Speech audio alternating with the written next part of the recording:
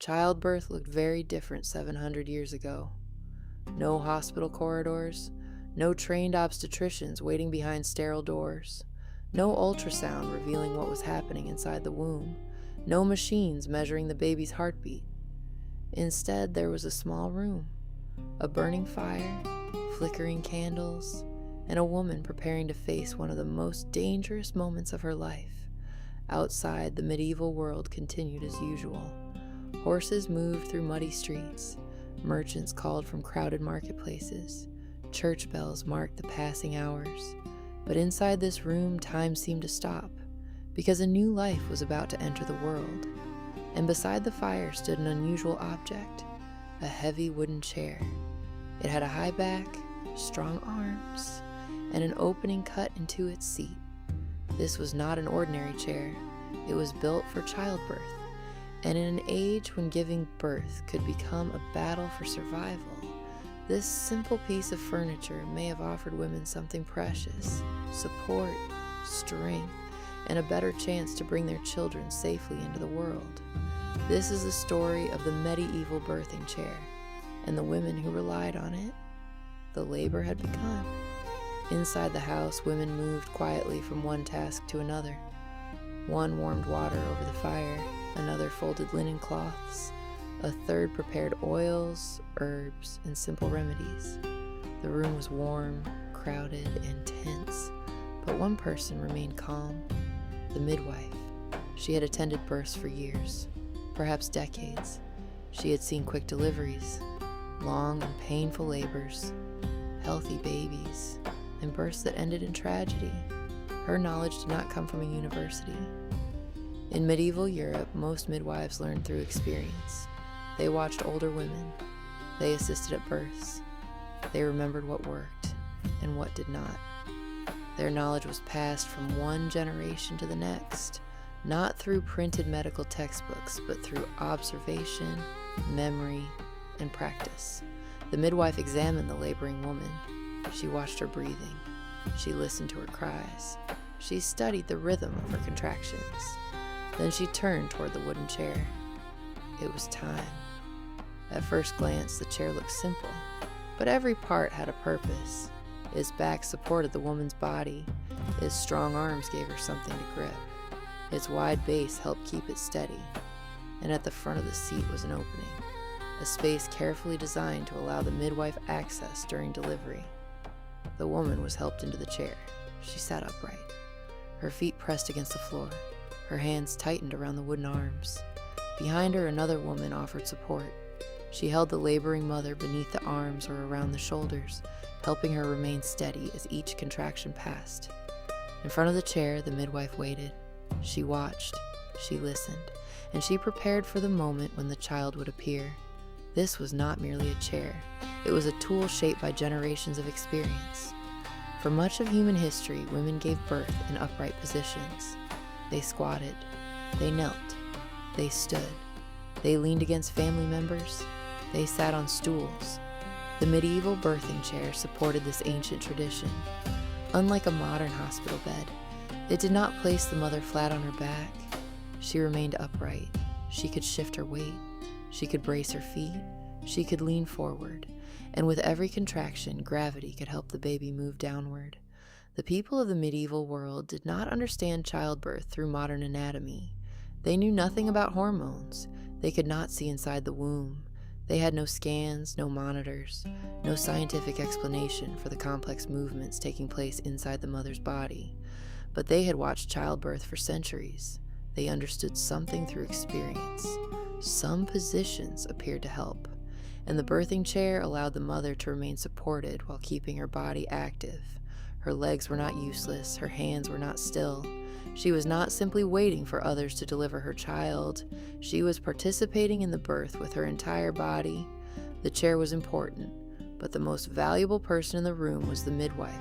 She knew when to encourage the mother, when to offer water, when to apply warm cloths, when to help the woman change position, and when to remain silent. As labor intensified, the mother's cries grew louder. The women around her offered comfort. Some held her hands, some prayed, some whispered words of encouragement. The midwife remained close to the opening in the chair. She watched for signs that the baby was descending. Then, a change. The mother's breathing became strained. Her body leaned forward. Her hands tightened around the wooden arms. The midwife moved closer. The child was coming. But in the medieval world, every birth carried uncertainty, because there were dangers the chair could not prevent. For medieval women, childbirth could be deadly. A labor might last for many hours, sometimes for days. The baby could be positioned incorrectly. The birth could become obstructed. The mother could lose a dangerous amount of blood, and after delivery, infection could take hold.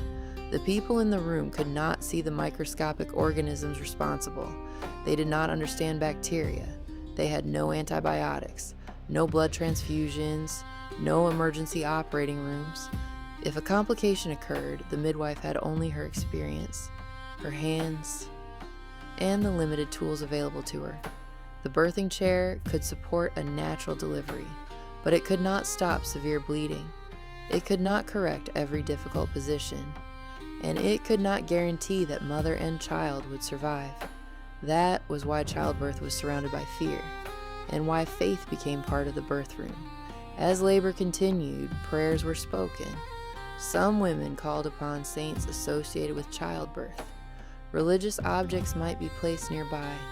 Blessings were whispered over the mother. In a world filled with uncertainty, faith offered hope. The women did not separate medicine from religion in the way modern society often does. A midwife could use practical experience, herbal preparations, warm cloths, and prayer, all during the same birth. To the people in that room, these were not opposing ideas. They were different forms of protection. But as the labor continued, the midwife watched carefully. The mother was exhausted. The room had fallen quiet. Only the crackling fire remained. Then the woman pushed again. The midwife leaned forward. The baby's head had appeared. She guided the delivery carefully. The mother gripped the chair, her feet pressed against the floor. The women behind her held her steady. One final effort, and the child entered the world. For a moment, there was silence, then a cry. Small, sharp, alive. The tension inside the room broke. The women exhaled. Some smiled, some wept. The newborn was gently cleaned and wrapped in cloth. The umbilical cord was tied and cut. The child was placed close to the mother. But even now, the danger was not over. The placenta still had to be delivered. The mother could still bleed. Complications could still appear. The midwife continued watching. Because survival was not guaranteed until both mother and child were safely through the final stages. By morning, the room had changed. The cries of labor were gone. The newborn slept beneath layers of cloth. The mother rested. The birthing chair stood quietly beside the dying fire. Its work was finished, for now. Soon it might be carried into another home, another room, another night, another birth. The chair was not a cure. It was not a miracle. It could not overcome every danger, but it represented centuries of practical knowledge. It allowed the mother to remain upright. It gave her something solid to hold. It supported her body while allowing her to move. And it placed the midwife close enough to guide the final moments of delivery. Today, childbirth looks very different. Modern medicine can monitor the baby's heartbeat. Doctors can use imaging to identify complications. Antibiotics can fight infection. Blood transfusions can save lives.